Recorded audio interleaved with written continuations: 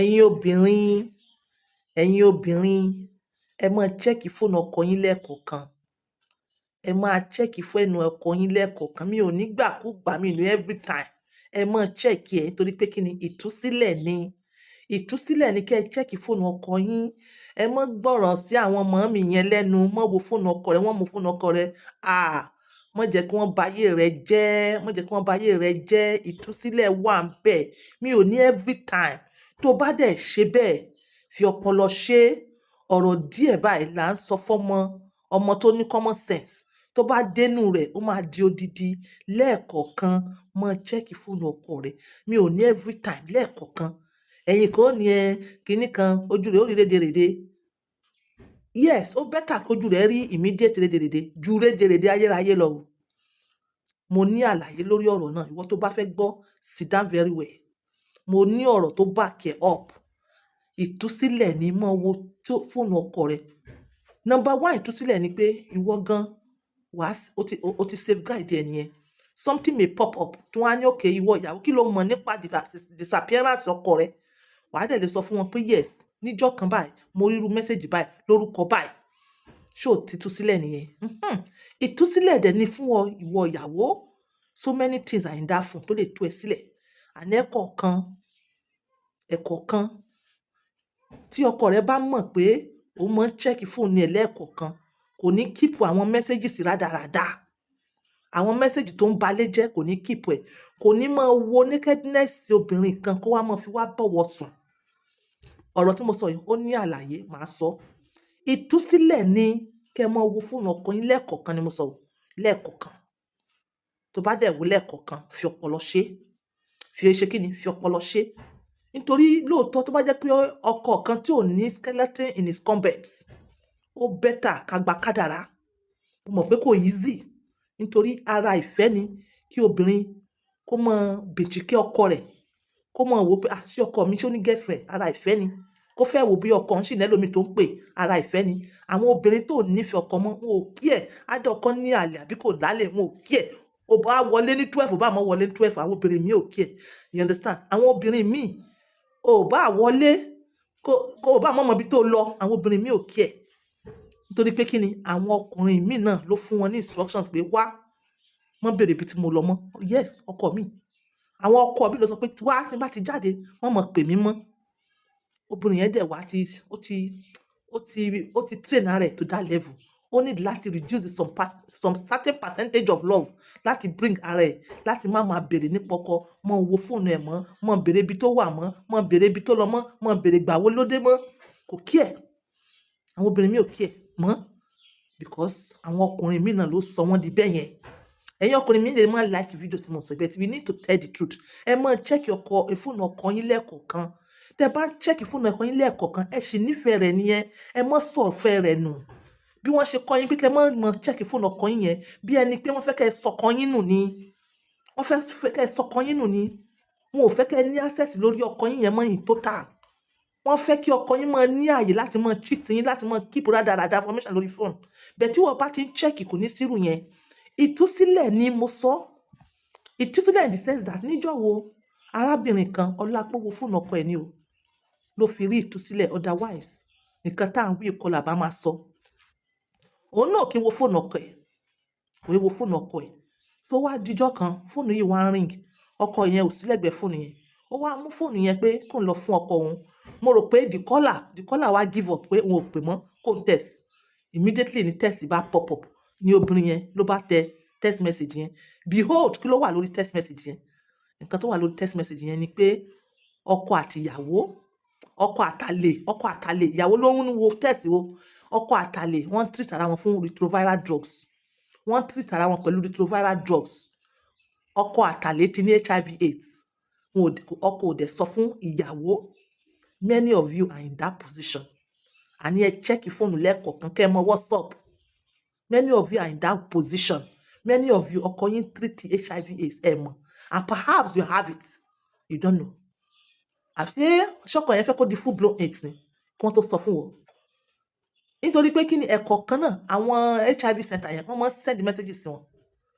Èèyàn tó bá ní kankan ṣe pẹ̀lú HIV center wọn ò ní tẹ̀sí. àní ẹ túra yín sílẹ̀ lẹ́ẹ̀kọ̀ọ̀kan eléyìí ò bà ìgbéyàwó jẹ́ eléyìí gan ló mú ìgbéyàwó dúró ṣinṣinṣin jíjẹ́ tiẹ̀ chẹ́ẹ̀kì nípa ọkọ mi àlè wo ló tiẹ̀ ń gbé ara ìfẹ́ ni tó o bá bọ́dà nípa bóyá ọkọ rẹ ń fẹ́ àlè a jẹ́ pé ò nífẹ̀ẹ́ rẹ̀ mọ́ nìyẹn ìyẹn ò ní kó fi ṣèbínú torí pé kíni tó bá fi ṣèbínú tí wọ́n lé ìwọ náà dànù ìwọ náà wà ní position àwọn tó ń tẹ̀sí ọ̀pọ̀lọpọ̀ I know you wouldn't want that you wouldn't want that bí obìnrin yẹn ṣàṣe discover bí ọkọ ní HIV/AIDS nìyẹn o òun náà wá gbéra ó ní kó lọ ṣe test wọ́n bá sọ wípé òun náà ní isn't that wicked of the man láti ṣe bẹ́ẹ̀ láti máa sọ fún ìyàwó yẹn kí ni ìyàwó yẹn ò bá tiẹ̀ ṣe fún un tó wá ń retí pé kí obìnrin yẹn kó ní full blown AIDS kó tó di pọ́ mọ̀ because tẹ́ ẹ̀ bá treat HIV/AIDS ó máa di full blown náà tó bá wá di full blown wá ní obìnrin yẹn ló kó fọ́kọ ọkọ dẹ̀lẹ́ ló kó fún un many of you are in that position ìtúsílẹ̀ ni ẹ mọ owó fóònù ọkọ yín lẹ́ẹ̀kọ̀ọ̀kan ìtúsílẹ̀ ni tí mo bá rí èèyàn kan sọ fún mi pé kíníkan èpè ni màá bo onítàn tí èèyàn kan bá sọ fún mi pé kíníkan ìsìn kò dáa mo ní lẹ́ẹ̀kọ̀ọ̀kan èèyàn tó bá sọ fún mi èpè ni màá bù nítorí màá rí pé èèyàn yẹn ìka ayérayé ni ọkọ mi ni tí mo fẹ́ tó bá dà wọ́n ní ká fi ara wa ṣe olùṣọ́ àgùntàn ara wa ni ẹ wá sọ wípé kò yẹ kí n mọ bìnchìkí ọkọ mi kí n mọ wádìí ẹ kí n look after him irú àwọn ọkùnrin wọn ò dẹ̀ ní sọ̀rọ̀ wọn ò ní sọ̀rọ̀ kankan ṣe bí kó tó di pé afẹ́ra wa ó wà mí wá àájòkó sábẹ́ igi ó máa gbé fóònù ẹ̀ lé mi lọ́wọ́ ni tí màá tẹ̀ ìgbà míì gan-an wọ́n pè gan-an á ní kémi receive call yẹn ó wá di pé wá fẹ́ mi tán ẹni mi ò ní access sí fóònù ẹ̀ mọ́ ikú fẹ́ pa yín ni irú àwọn ìkàwé eléyìí báyìí ẹni ìtúsílẹ̀ ni ìsinmi ni mo mọ̀ pé ìtúsílẹ̀ ni ìfọ̀kànbalẹ̀ ni àmọ́ ẹ jẹ́ kí n sọ fún yín àwọn information kan wà that we need to know tó jẹ́ pé tẹ́ ẹ bá tètè mọ̀ ní immediately báyìí ó lè bà nǹkan jẹ́ tó bá jẹ́ pé ọ̀pọ̀lọpọ̀ rí pé bẹ́ẹ̀ ṣe máa wá sọ ìgbéyàwó dì nìyẹn oníkálukú jòkó sílé ìjálàyà wọn náà.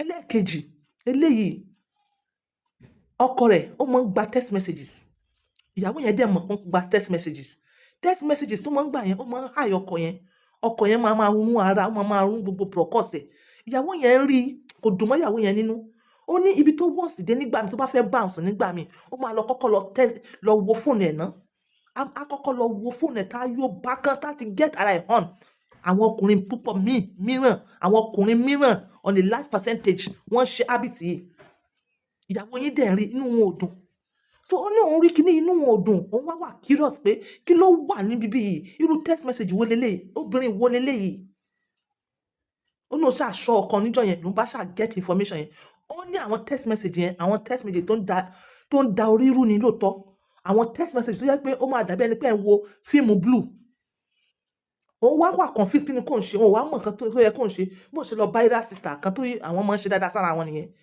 ó lóun lè sọ fún sister pé inú wọn ò dùn tó bá continue báyìí ó ṣeé ṣe kí ikú dé ó ṣeé ṣe kí kankan ṣàṣẹlẹ̀ òun ò fẹ́ bẹ́ẹ̀ mọ́ báwo ni a ti wá fẹ́ stop kínní àwọn ò ṣàlè obìnrin yẹn the next ni pé obìnrin yẹn wá advice pé àwọn text messages yẹn tó bá ti ń wọlé nínú fóònù ọkọ òun kí òun máa send ẹ̀ padà sí orí fóònù tara òun kó náà wá máa send ẹ̀ sí ọkọ òun ṣé ọ̀nà sàkàn tí mò ń sọ bẹ́ẹ̀ yóò sísà yẹn wá advice wọn pé tí text message gẹ́ ìyẹn tó máa ń send bí ẹni tó wo fíìmù yẹn àwọn text message tó lágbára ó lóun dẹ̀ ní òun kì í send message sọkàn tẹ́lẹ̀ lórí text message ó ní bẹ̀ǹgbà tí sídẹ̀tì yẹn ti wá dé tó yá obìnrin yẹn ti wá advice wọn bẹ́ẹ̀ yẹn òun wá forward text yẹn because ọkọ ìgbà míì ó máa tọ́jú fóònù ìgbà míì ó máa wà careless ó máa wá text gbogbo ó máa forward gbogbo text yẹn òun send míì sínú fóònù òun wá send ẹ̀ sí ọkọ lẹ́ẹ̀kọ̀ọ̀kan ó ní on 3 occasions ọkọ yẹn wá ṣe wá discover pé yes fóònù òun lòun ti ń gẹ́ẹ̀tì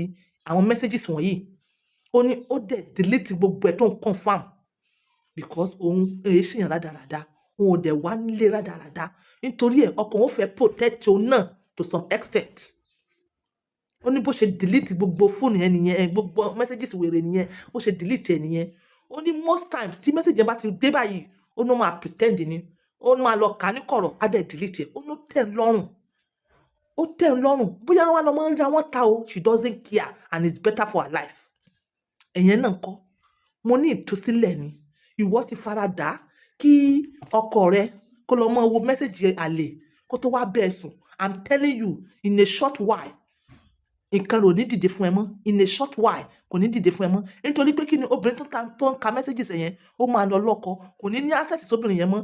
Báwo ni tẹ̀ ṣe wá fẹ́ jẹ́? Wọ́n tún wá dúró kí wọ́n rẹ́lòmíì. Ẹ máa wo text message wọn lẹ́ẹ̀kọ̀ọ̀kan. Kẹ́ ẹ tètè gbára yín kalẹ̀ nínú irú wàhálà báyìí. This is on point by 2, using my words for this. Bye for now.